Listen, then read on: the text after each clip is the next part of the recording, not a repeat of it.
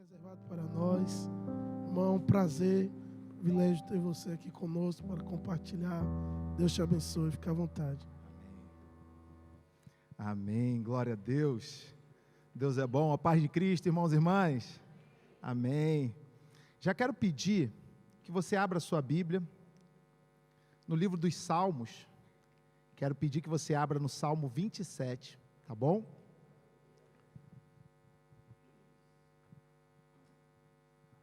Enquanto você abre a sua Bíblia, muito obrigado, meu amigo, Deus te abençoe.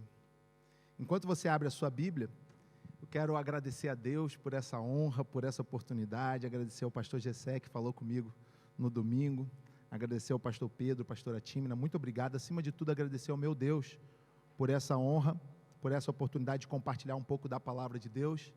Quero mandar um beijo para minha esposa que está me assistindo pelo YouTube, está lá no Brasil, foi com meus filhos passar uns dias lá, e já estão de volta, e feliz Dia Internacional da Mulher. Eu já vim até com a Bíblia rosa, né, que é a Bíblia da Dione. A minha Bíblia já está caindo aos pedaços, então eu falei assim, vou com a da Dione que vem a calhar, que é Dia Internacional da Mulher, então está tudo bom. E, de repente, foi até uma dica, né, para a Dione trazer uma Bíblia lá do Brasil. Pronto, deixa ela. Gente, vamos lá. Antes de eu ler esse texto, eu quero dizer para vocês que toda vez que eu vou ministrar a palavra de Deus, eu acho que todo mundo que vai ministrar a palavra de Deus fala assim, Senhor, eu quero falar o que o Senhor quer, porque se vier da nossa parte, já era, né? A Bíblia diz assim, olha, o homem bom do seu bom tesouro tira coisas boas, o homem mau do seu mau tesouro tira coisas más, coisas ruins. Só que depois Jesus falou assim, mas não existe nenhum homem bom. O próprio Jesus falou, então se nós formos vasculhar nos tesouros dos homens, nós não vamos achar lá grande coisa. Mas se você veio essa noite, eu sei que você veio essa noite vasculhar algo do tesouro de Deus, Deus tem algo de muito bom para você. Deus tem uma palavra que não é uma palavra do Rodrigo, é uma palavra do coração de Deus para o seu coração. E antes de eu ler o texto, eu preciso mencionar uma coisa para esse texto ter uma compreensão ainda melhor. Eu sei que você é inteligente, você vai entender, mas a nossa cultura, e aí independe de Portugal, Brasil ou qualquer outro país, a nossa cultura faz nós acharmos que temos inimigos nessa terra. Deixa eu explicar uma coisa. Davi, quando escreveu esse texto que eu vou ler, ele de fato acreditava que tinha pessoas que se levantavam contra ele e que eram seus inimigos. Mas Deus vem se revelando mais a cada tempo. E eu não tenho medo de dizer que Deus se revelou muito mais em Cristo do que na época de Davi. E quando Cristo, que é o próprio Deus que se revelou a nós, se manifestou, Ele ensinou aos seus apóstolos, e depois o apóstolo Paulo, que também foi ensinado por Cristo, ele diz assim, a nossa guerra não é contra a carne nem contra o sangue. Então eu quero que você entenda, quando você lê esse texto, que você não tem inimigos humanos. Os humanos que às vezes te fazem mal, apenas são influenciados pelo inimigo de verdade. Entende isso? Então, se você entrar em alguma batalha, alguma questão, e alguém te fizer um mal, saiba que essa pessoa está sendo um fantoche. Imagina que eu, pego esse negócio aqui, taco em você. Você vai ficar com raiva do que eu te taquei, ou de mim, porque eu taquei? Então, quando alguém te fizer um mal, saiba que é só alguém que Satanás está atacando em você. Na verdade, não é ela o problema. O problema é alguém que está influenciando ela. Eu acho muito interessante o texto de Isaías, quando ele diz assim, o povo que habitava em trevas, viu uma grande luz. Se Deus é o sol da justiça, como é que podia ter trevas na terra? É porque alguém se colocou entre o homem e o sol da justiça, fazendo uma sombra, fazendo trevas. As pessoas que às vezes nos fazem mal, elas estão em trevas. Elas ainda estão habitando na região da sombra da morte. Elas precisam, assim como nós, ver a luz, mas elas não são nossas inimigas. Elas são apenas pessoas que precisam de ajuda. Então, quando eu começar a ler esse texto, toda vez que você ouvir o termo inimigo se levantar contra você, entenda que não está se falando de pessoas aqui, está se falando de principados e potestades, que sempre vão se voltar contra nós. Amém? Então eu quero ler Salmo 27, do versículo 1 ao 8, diz assim, o Senhor é a minha luz, a minha salvação. De quem terei temor? O Senhor é o meu forte refúgio, de quem terei medo? Quando homens maus avançarem contra mim para destruir-me, eles, meus inimigos e meus adversários, é que tropeçarão e cairão.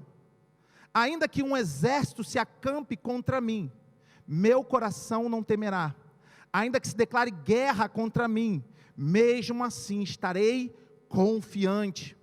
Uma coisa pedi ao Senhor, e é o que procuro, que eu possa viver na casa do Senhor todos os dias da minha vida, para contemplar a bondade do Senhor e buscar sua orientação no seu templo. Pois no dia da adversidade, Ele me guardará protegido em sua habitação, no seu tabernáculo me esconderá e me porá em segurança sobre um rochedo. Então triunfarei sobre os inimigos que me cercam. Em seu tabernáculo oferecerei sacrifícios com aclamações, cantarei louvores ao Senhor. Ouve a minha voz quando clamo, ó Senhor. Tem misericórdia de mim e responde-me. A teu respeito, diz o meu coração, busque a minha face. A tua face, Senhor, buscarei. Amém? Tem uma outra versão que fala assim: a tua voz diz ao meu coração, busque a minha face. E aí Davi responde: a tua face, Senhor, buscarei. Para os irmãos entenderem o que eu quero compartilhar essa noite, eu vou fazer uma pergunta para vocês.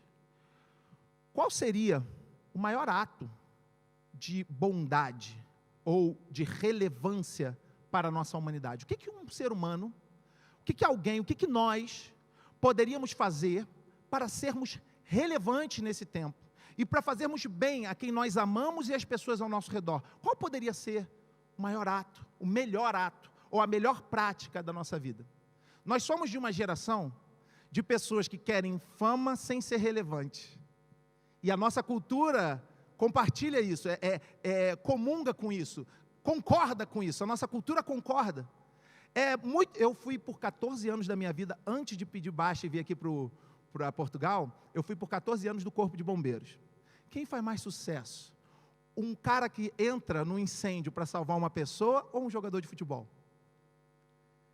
Porque a nossa cultura concorda com isso, de que pessoas, não estou dizendo que os jogadores de futebol não podem usar a sua fama para fazer coisas relevantes, até podem e devem, mas a nossa cultura, ela acostumou a dar valor a quem não é relevante, a quem não faz coisas relevantes. Teve uma menina que um dia ela não foi para a escola para manifestar contra o ataque à natureza. O que ela fez a favor da natureza? Sejam sinceros, vocês devem saber quem é essa menina. O que ela fez a favor da natureza? Ela não foi para a escola. Que coisa legal. Eu já não queria ir para a escola por qualquer motivo. Se fosse pela natureza, estava bom. Você está entendendo? O que ela fez? Ela só não foi para a escola. Agora, tem um garoto chamado Boyan Slet, um holandês, que aos 16 anos de idade, agora está com 27.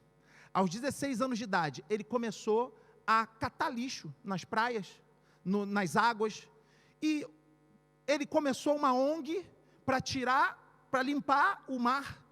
E ele diz que até 2040 ele vai tirar 90% das toneladas, das cento e tantas toneladas de lixo que tem no mar, diz ele. Mas até agora ele já tirou toneladas e toneladas. Agora, aos 27 anos, ele coordena uma ONG chamada The Ocean Cleanup. E ele coordena, aos 27 anos, começou com 16, aos 27, e tirou toneladas e toneladas de lixo do oceano. A maioria das pessoas não sabe quem ele é, como sabem quem é a menina que não vai para a escola. Entenderam isso? O que seria, de fato, qual seria o ato que poderíamos fazer para fazermos um bem de verdade para a humanidade? Para fazermos um bem de verdade para as pessoas que nós amamos? Sei lá, eu anotei aqui uma meia dúzia de coisas, sei lá, proteger os animais e a natureza. Isso é bom? Isso é bom. Animal tem que sofrer? Não. Se nós vamos lá e temos uma dependência e simplesmente matamos um animal para nos alimentar, é uma coisa. Pessoa amarrar coisa no rabo do gato e soltar o gato só para ver o bicho sofrer, isso não faz bem, isso não é legal. A Bíblia diz que a natureza geme, aguardando que os filhos de Deus se manifestem. Então a própria natureza sofre com o pecado. A natureza está sofrendo. Então fazer uma coisa em prol da natureza seria algo bom e relevante? Seria. Seria um ato de maldade ou de bondade proteger a natureza? Um ato. de bondade, ok? Mas vamos pensar aqui em uma outra coisa, por exemplo, proteger as crianças desprotegidas, né? As crianças que estão vulneráveis. Quanta maldade se faz com criança. São seres que não deveriam sofrer uma dor nessa terra. Não deveriam. Mas nasceram num mundo corrompido e, infelizmente, muitas crianças sofrem coisas terríveis. Proteger as crianças seria uma atitude boa? Uma pessoa que lidera um movimento mundial para proteger as crianças seria uma coisa boa? Seria. Uma pessoa que faz isso é uma pessoa boa ou ruim? É uma pessoa boa, que nós julgamos ser uma pessoa boa.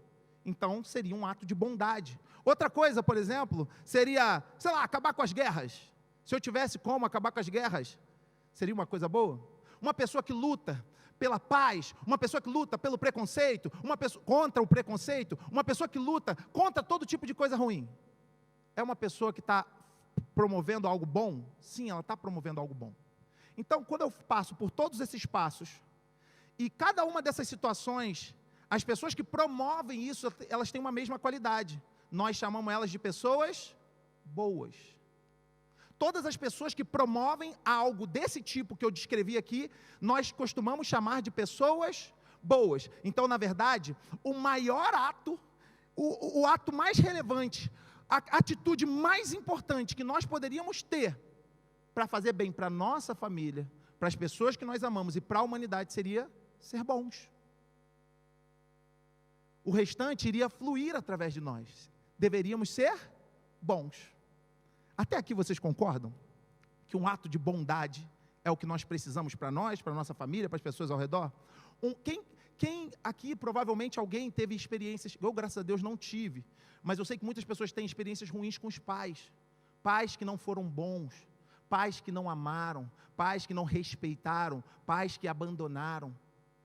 Não seria tão bom se todos os pais fossem bons? Não seria tão bom se todos os patrões, chefes, fossem bons, pessoas boas?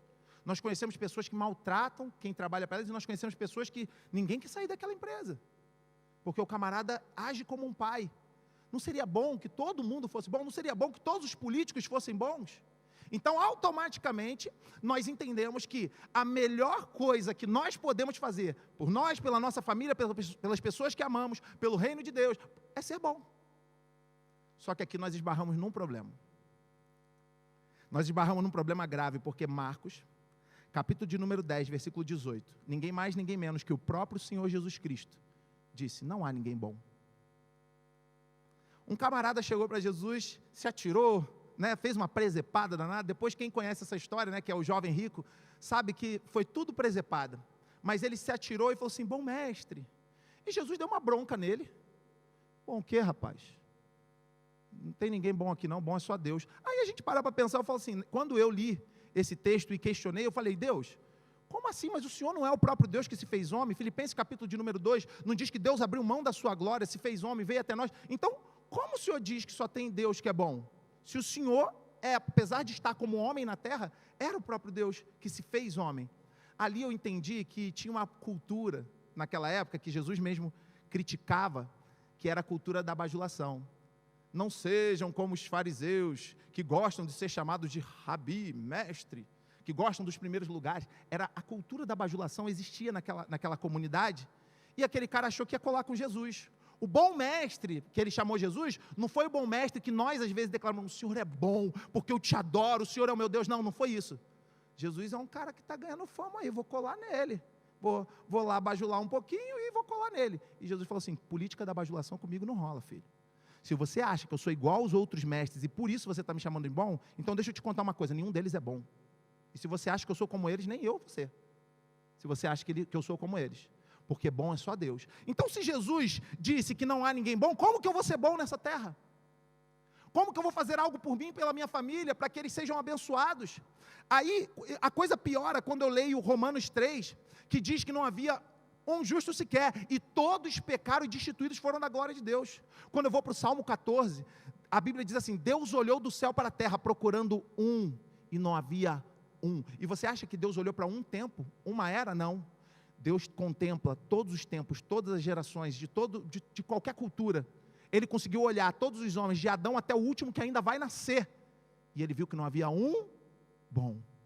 Quando a gente lê Gênesis capítulo de número 11, fala da corrupção geral da humanidade, e diz, Deus viu que os caminhos do homem eram maus continuamente, e se por acaso nós não conseguimos ser bons, como que nós vamos viver uma vida digna nessa terra? Mas Jesus um dia falou assim, fiquem tranquilos, eu tenho a cura, fiquem tranquilos, eu conserto tudo, eu dou um jeito em tudo. O Levi, quando ele estava terminando aqui a ministração, ele falou uma frase que ali no meu coração, eu falei assim, Deus, o Senhor realmente confirmou o que o Senhor quer falar. Ele disse, Deus é o seu tesouro, Deus é tudo que você precisa.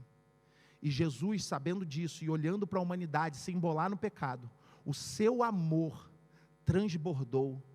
E ele disse, eu não vou deixar os meus filhos se estrupiarem, eu não vou deixar os meus filhos se embolarem no pecado, eu vou consertá-los.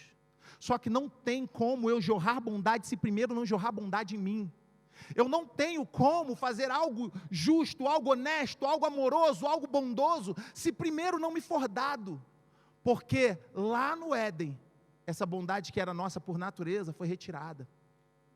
E agora, Jesus ele chega e fala, fiquem tranquilos, se algum de vocês tiver sede, venha a mim e beba, e dentro de vocês vai surgir uma fonte que vai fluir para a vida eterna, e essa fonte, ela vai transbordar em você, e quando essa fonte transbordar, aí sim, você vai fazer coisas significativas para você, para a sua família e para as pessoas ao seu redor. Em resumo, se ser bom seria o melhor ato que nós poderíamos ter, mas nós não conseguimos ser bom por conta própria, então nós transferimos a melhor coisa que nós podemos fazer para o que nós lemos aqui no texto. Quando eu li o texto, Salmo 27, no versículo, ele foi falando que Deus é o meu refúgio, Deus é isso, é tudo na minha vida, como Levi falou, Ele é o meu tesouro, Ele é o meu tudo. E quando eu estiver cercado de inimigos, quando as hostes espirituais da maldade se levantarem contra mim, eu não temerei, eu ficarei confiante. Mas num determinado momento, ele falou também um versículo que o pastor Gessé citou, né, que ele diz assim, olha, uma coisa pedi ao Senhor e a buscarei, que eu possa permanecer na casa do Senhor todos os dias, me alimentar do ensinamento dessa casa. Foi o que Davi falou, mas quando chegou no versículo 8, ele disse assim, a sua voz diz ao meu coração, busque a minha face. Aí Davi responde, a tua face, Senhor, buscarei. Eu vim essa noite aqui para dizer que tudo que você precisa para a sua vida é de fato buscar a face do Senhor. Eu quero concordar com o que o Levi ministrou, e eu quero dizer que Deus é o seu tesouro, Ele é tudo que você precisa, só que nossa geração, ela se engana com muita facilidade. Às vezes, quantos de vocês já não ouviram isso, e quantos de nós às vezes já não fizemos isso? Talvez estejamos fazendo até agora, eu preciso trabalhar muito para poder dar alguma coisa de melhor para os meus filhos. Não é isso que seu filho precisa. Seu filho precisa de um pai e de uma mãe boa, e para você ser bom, você precisa de Deus. Porque tem gente que fala assim, mas então é só orar e não tem que trabalhar. Não, quando você buscar a face de Deus de verdade, não religiosamente, não apenas buscar religião, não apenas buscar seguir regras de homens para poder... Não, quando você buscar de verdade a face de Deus, o próprio Deus vai te impulsionar a trabalhar, a amar, a perdoar, a se santificar, a dizer não para o pecado, a prosperar, a avançar. Então, no final das contas, tudo o que você precisa é buscar a face de Deus. Nós damos tanto tempo para outras coisas. Teve um dia no small group de casais que eu contei um testemunho, e hoje eu lembrei o nome da doença, que no dia eu não lembrei. Eu e minha esposa estávamos fazendo um treinamento para líderes de ministério de casais, né? E tinha um psicólogo ministrando esse treinamento, e o psicólogo falou assim, peguem uma folha, né? Aí nós pegamos uma folha, e ele falou assim, divida a folha no meio, coloca num lado as suas prioridades. Meu irmão, no primeiro lugar eu botei quem? Deus. Botei em primeiro lugar, número 1. Em segundo lugar, se eu estou ali treinando para ser um líder de ministério de família, né? Eu tenho que botar em segundo lugar família, não é isso? Então, em primeiro lugar Deus, em segundo lugar família. Em terceiro lugar, Aí eu fiquei naquela, meu trabalho, que a minha família depende do meu trabalho, ou meu ministério, e fiquei naquela, falei assim, não, vou botar trabalho por amor à minha família, mas o meu ministério, Deus sabe que eu amo, e que é importante para mim. Então eu botei lá em 4º lugar, ministério, em 5º lugar, sei lá, descanso, porque eu também preciso descansar, sei lá, fui botando, listei umas 10 coisas. Ele falou assim, beleza, tá aí, essa é a sua lista de prioridade?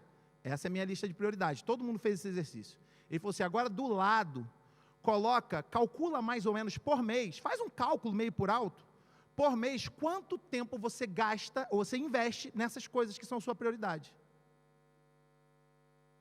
O trabalho já deu não sei quantas horas. O descanso, porque ele falou para listar, dormir também, né? Dormir que é descansar. O descanso, por mais que a gente não durma uma noite inteira, mas o descanso já consome muitas horas do seu dia. O que é certo, ok. Mas no final das contas, Deus caiu lá para o 4º ou 5º lugar. Quando Deus caiu para o 4º ou 5º lugar, eu falei assim, esse cara deve ter, não é possível. Ele falou assim, agora eu quero, olha o que ele falou, ele foi massacrando, sabe? Ele foi pisando, ele foi espezinhando o meu coração. Ele falou assim, agora eu quero que você bote no outro lado, na outra metade, a ordem das suas prioridades agora de acordo com o tempo, e não de acordo com o que você acha que era a sua prioridade. E fui eu escrevendo trabalho. Dormir, sei lá, qualquer coisa, e fui escrevendo um monte de coisa, até chegar a Deus. Aí ele falou assim, agora compara a sua lista de um lado e a lista do outro. E eu, irado, estava ali comparando. Esse cara está me afrontando, está dizendo que eu não priorizo Deus. Aí ele falou assim, se você acredita piamente que a sua primeira lista é a sua prioridade, eu como psicólogo posso diagnosticar qual é a sua doença, você é esquizofrênico.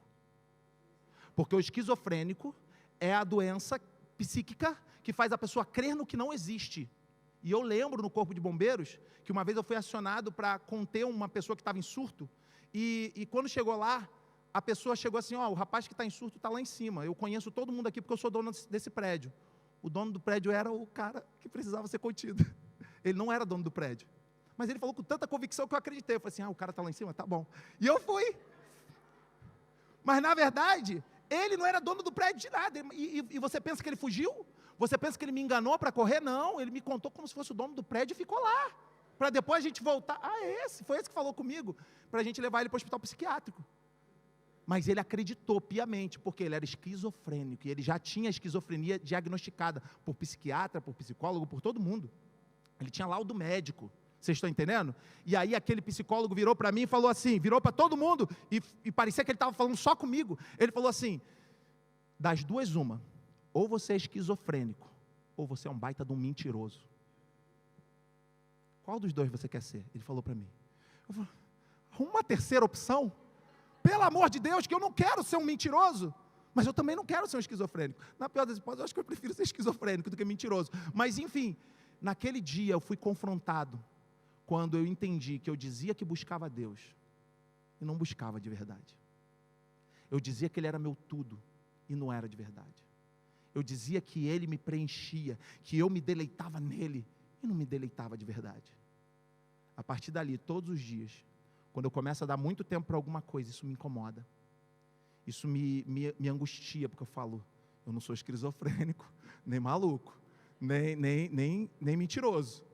Então eu vou voltar para dar mais tempo para Deus, que senão eu vou passar por isso. E o que eu quero te dizer hoje, irmão, é que o Espírito Santo hoje está me usando, eu sou só um instrumento. Eu gosto quando Davi fala assim, o Senhor me honra na presença dos meus inimigos e enche o meu cálice até ele transbordar. Eu gosto disso.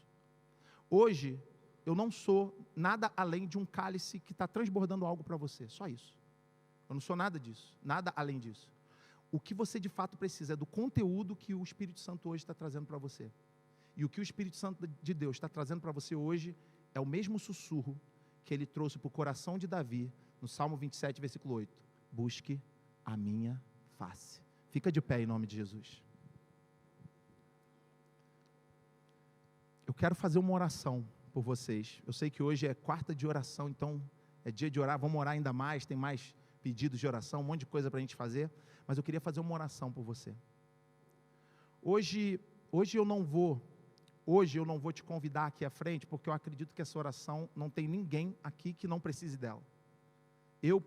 Nós precisamos buscar mais a face do Senhor. Mas a única coisa que você precisa fazer aí do seu lugar é algo que ninguém pode fazer por você. E eu vou falar aqui uma coisa: o único que pode, não faz. Eu vou repetir. A única coisa que você precisa fazer do seu lugar é algo que ninguém pode fazer por você, e o único que poderia fazer não faz, que é Deus, porque Ele pode tudo. É abrir o seu coração. Sabe por quê? A Bíblia diz assim: eis que estou à porta e vou arrebentar se tu não abrir. É assim que está escrito? Eu sou educado, eu te respeito. Se você quiser continuar com a vida que você tem, se você quiser continuar no nível que você está, eu vou te deixar. Mas eu tenho um outro nível para te chamar. Eu tenho algo mais para te dar. Eu tenho uma nova vida para te apresentar. Mas, Rodrigo, eu já aceitei Jesus há tanto tempo. Ele tem uma nova vida hoje para te dar. Ele tem um próximo nível hoje para te dar. E tudo o que você precisa fazer é falar assim: Deus, toma a minha vida, toma o meu coração. Se você já fez isso alguma vez, se alguma vez você chegou e falou assim: olha, eu entrego a minha vida a Jesus, você faça hoje de novo. Eu vou fazer hoje de novo. Eu faço sempre. Agora, se você nunca fez isso, eu queria te convidar a tomar uma decisão hoje especial, uma decisão diferente, uma decisão de entrega como você nunca fez. Você gosta da religião, você de repente gosta de Jesus, de repente você já ouviu falar em Deus, você já ouviu falar tanto sobre Jesus, mas hoje o Espírito Santo está dizendo para você: busque a minha face, abra o seu coração de uma forma diferente. E eu repito, hoje, eu acho muito legal quando convida o pessoal para vir aqui para frente, mas hoje eu estou sentindo no meu coração de não fazer isso. Hoje eu quero que você fique aí do seu lugar, eu quero que você fique no seu lugar, mas eu quero que você abra o seu coração para Deus. Não vai ser uma coisa que você vai fazer com outras pessoas vendo, vai ser algo que vai acontecer aí, no secreto do seu coração. Mas diga para Deus: entra na minha vida de um jeito que o Senhor nunca entrou. Se eu restringir a abertura, se eu restringir a tua entrada, se eu restringir o teu mover, me perdoa. Hoje, Pai amado, eu quero abrir meu coração de uma forma como eu nunca abri. Eu quero abrir a minha vida de uma forma como eu nunca abri. Eu quero o Senhor me enchendo, me inundando, me envolvendo de um jeito que nunca me inundou e me envolveu. Me leva para o próximo nível. Me ajuda a dar o próximo passo. Eu sei que não vai ser fácil, porque eu sou ser humano e às vezes eu acredito muito no que eu estou vendo, igual o nosso amigo Pedro acabou fazendo. Mesmo andando sobre as águas, ele acabou olhando para algumas coisas, e nós somos assim. Pedro não era um demônio, Pedro não era alguém pior, Pedro era o reflexo de todos nós. Nós olhamos e afundamos, mas o mesmo Cristo que levantou Pedro está aqui hoje para te levantar, e eu quero orar pela sua vida. Num ato de fé, coloca a sua mão assim sobre o seu coração. Jesus. Senhor Deus, obrigado por essa noite linda e fantástica. Obrigado pela tua presença. Obrigado pelo teu Santo Espírito. Obrigado pelo teu mover, Pai. Nós não somos nada sem o Senhor. E ai de mim se estivesse aqui pela minha própria força, seria uma piada, Pai. Mas eu sei que quem está se movendo nesse lugar é o teu Santo Espírito. E eu e meus irmãos queremos mais de ti. Eu e meus irmãos queremos buscar a tua face. Nós estamos ouvindo a tua voz. Nós estamos ouvindo o teu sopro. Nós estamos ouvindo o teu sussurro dizendo: busque a minha face. Nós queremos te buscar.